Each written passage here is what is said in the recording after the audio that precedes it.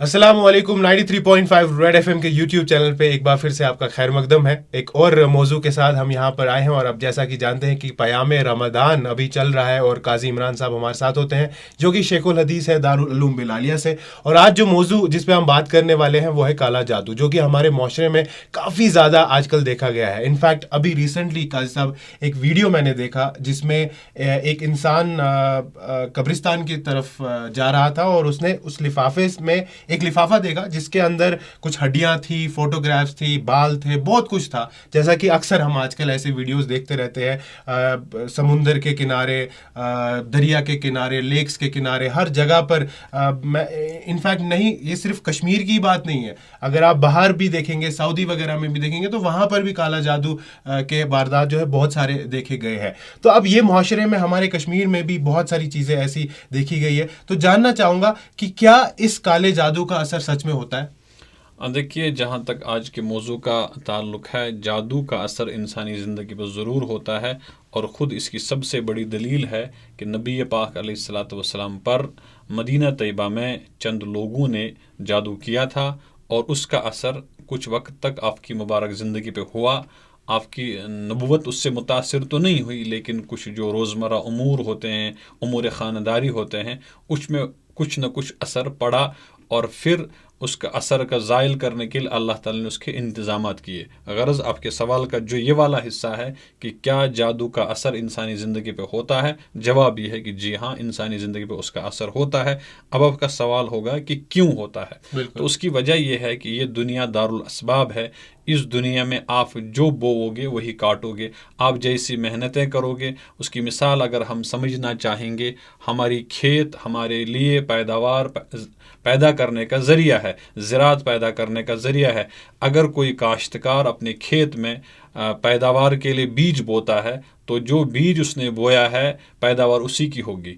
और अगर किसी काश्तकार ने अपनी ज़मीन में, अपनी खेत में कांटों के बीज बोए हैं, तो वहाँ कांटे ही पैदा होंगे। अगरचे ये कांटे खुद उसके लिए मुज़िर हैं, उसके लिए ज़रर रसा हैं, लेकिन पैदा वही होंगे जिसकी उसने मेहनत की है।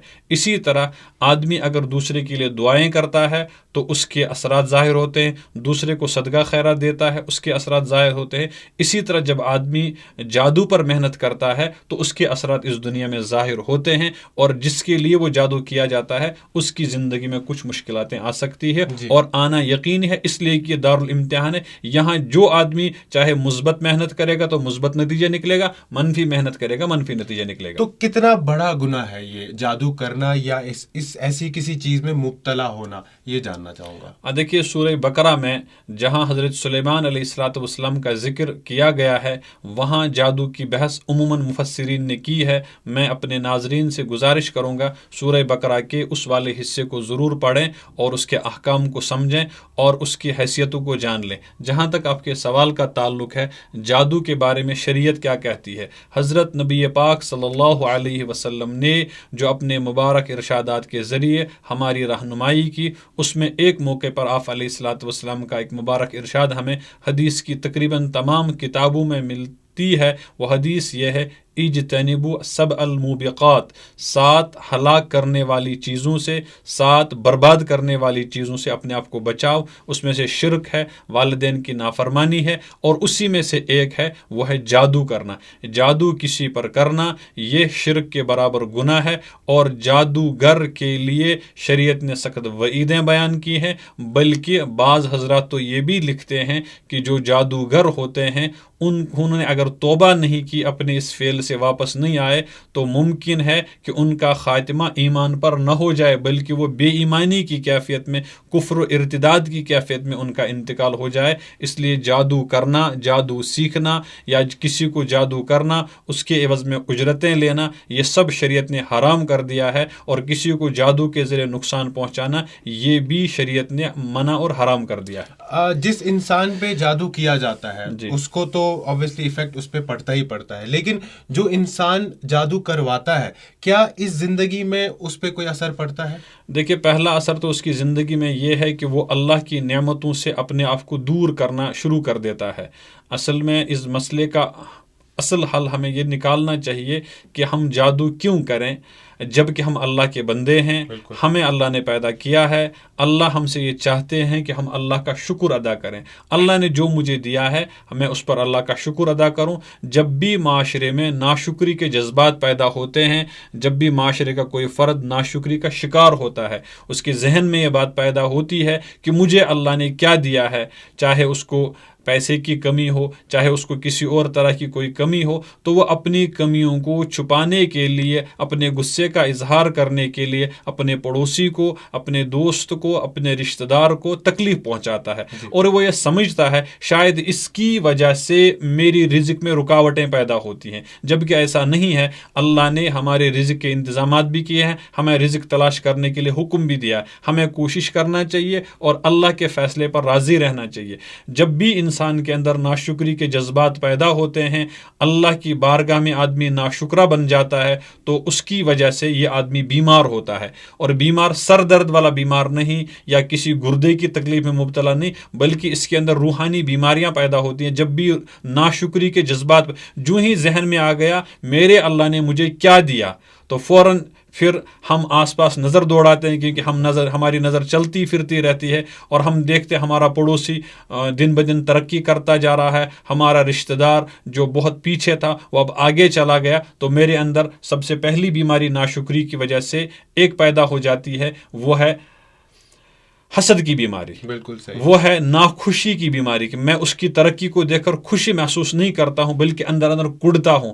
اور اس کا اگر آپ کو دیکھنا ہے کہ میرے اندر یہ جراثیم تو پیدا نہیں ہوئے ہیں، کہیں میں حسد میں، ناشکری میں، ایک دوسرے کے متعلق بدگمانی میں، یا ایک دوسرے کی ترقی کو دیکھ کر جلنے کے مرض میں مبتلا تو نہیں ہوا ہوں، تو اس کا اندازہ آپ یوں کر سکتے ہیں کہ اگر آپ کے پڑوس میں، اگر آپ کے رشتے میں، اگر آپ کے دوست احباب میں کسی کو کوئی تکلیف پہنچتی ہے، کسی کو کوئی نقصان پہنچتا ہے، آپ گریبان میں اپنے تنہائی میں جا کر دیکھ لیں کہ آپ کا دل اس نقصان پر خوش ہے یا وہ غم کر رہا ہے۔ اگر وہ غم کا اظہار کر رہا ہے تو شکر منانا چاہیے کہ میرے اندر ایمان کے جذبات موجود ہیں، اور اگر میرے دل میں اور اکثر بیشتر اسی قسم کے جذبات پیدا ہوتے ہیں، مجھے خوشی ہوئی، واللہ اصل گوس یہ اوس اتھ لائق، امس گو اصل، وہ ترس فکری بنن کت چھ ونان۔ اگر اس قسم کے جذبات پیدا ہو گئے تو اپنے بارے میں سوچنا چاہیے کہ میں ناشکری کے دلدل میں پھنس چکا ہوں، اور جب ناشکری کے دلدل میں پھنسے گا تو پھر جب اس کے نقصان کو، پڑوسی کے نقصان کو، بھائی کے نقصان کو، رشتہ داروں کے نقصان کو وہ اپنے لیے خوشی کا ذریعہ سمجھے گا۔ لیکن اگر یہی میرا پڑوسی، یہی میرا بھائی ترقی کرے گا، اس کو کوئی نفع ملے گا، تو میرے اندر جلن بڑھتی جائے گی، میں جلتا رہوں گا، اندر اندر کڑتا رہوں گا، اور اس کو پیچھے کرنے کے لیے یا اس کو نقصان پہنچانے کے لیے میں طرح طرح کے حربے اختیار کروں گا۔ انہی حربوں میں سے ایک حربہ یہ جادو کرنا۔ اب یہ جادو کرنے کے لیے جائے گا، وہاں اپنا وقت صرف کرے گا تو وقت ضائع ہو گیا، وہاں پیسہ خرچ کرے تو پیسہ ضائع ہوگا، اور ایک حرام کام کرنے کے چلا گیا تو اللہ کی رحمت سے محروم ہو گیا اور اس کو نقصان پہنچا دیا، صرف اس لیے تاکہ یہ ترقی نہ کر سکے۔ تو یہ اس کی ترقی سے جلنا یہ میرے بیمار ہونے کی دلیل ہے، اور بیماروں کا علاج کیا جاتا ہے، بیمار اپنے مرض کو دوسرے میں منتقل نہیں کرتا۔ بالکل صحیح۔ تو غازی صاحب آخر میں یہ ضرور جاننا چاہیں گے کہ کیسے محفوظ رہے کالے جادو سے؟ بالکل، اس کے لیے جب جادو کیا جاتا ہے، اور جادو کرنا شیاطین کا بھی کام ہے، جنات بھی اس طرح کام کرتے ہیں، اور انسان کبھی کبھی جنات سے نفع بھی اٹھاتے ہیں، فائدہ بھی اٹھاتے ہیں ایک دوسرے کو نقصان پہنچانے کے لیے۔ تو حضرت رسول اکرم صلی اللہ علیہ وسلم نے جن چیزوں کی ہمیں ترغیب دی ہے، تعلیم دی ہے، اس میں سے پہلی چیز یہ ہے کہ ہم نمازوں کی پابندی کریں۔ ہمارے گھروں میں ہر ایک فرد جو بالغ ہوگا وہ نمازوں کا پابند رہیں، ہمارے گھروں میں پاکی کا بڑا لحاظ رہے، پاکی اخلاق کی بھی ہونی چاہیے، پاکی عادات کی بھی ہونی چاہیے، پاکی دماغ اور دل کی بھی ہونی چاہیے،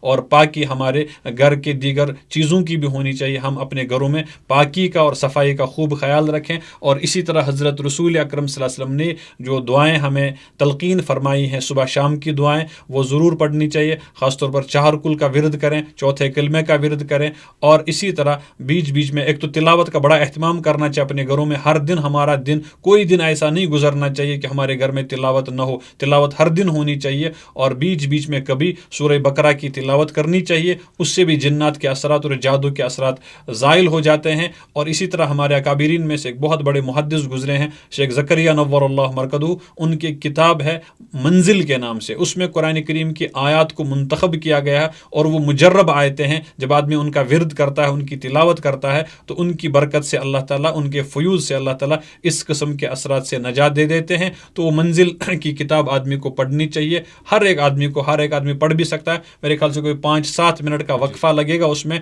और अगर कोई भी चीज़ आपके सामने, चाहे पानी हो चाहे चाय हो, आप उसमें खुद ही दम करके उसको इसी नीयत से पढ़ लीजिए कि अल्लाह ताला मुझे जादू के असरात से भी बचाए और जिन्नात के असरात से भी बचाए। दुरूद शरीफ की कसरत करें, और दुरूद शरीफ की कसरत करने के साथ साथ इस्तिगफार भी खूब करें, और साफ रहें, मामलात को भी दुरुस्त रखें, अकायद को भी दुरुस्त रखें, और आदात को भी दुरुस्त रखें। बहुत बहुत शुक्रिया काजी साहब आपका। हम भी यही दुआ करते हैं कि अल्लाह ताला से कि हम काले जादू से महफूज रहे। बाकी यूट्यूब चैनल पे आप हमारे ये वीडियोस देख रहे हैं। इसके अलावा काजी इमरान साहब ऑन एयर भी होते हैं सुबह 8 से लेकर 11 बजे तक 93.5 रेड एफएम पे आप सुन सकते हैं, और आपके सवालों का सिलसिला भी वहाँ चलता है। अगर आपका कोई सवाल है, आप यहाँ कमेंट बॉक्स में भी आप लिख कर हमें बता सकते हैं, हम उसका जवाब ज़रूर देंगे। यूट्यूब चैनल जो है इसको सब्सक्राइब ज़रूर कीजिएगा, और 93.5 रेड एफएम सुनते रहें।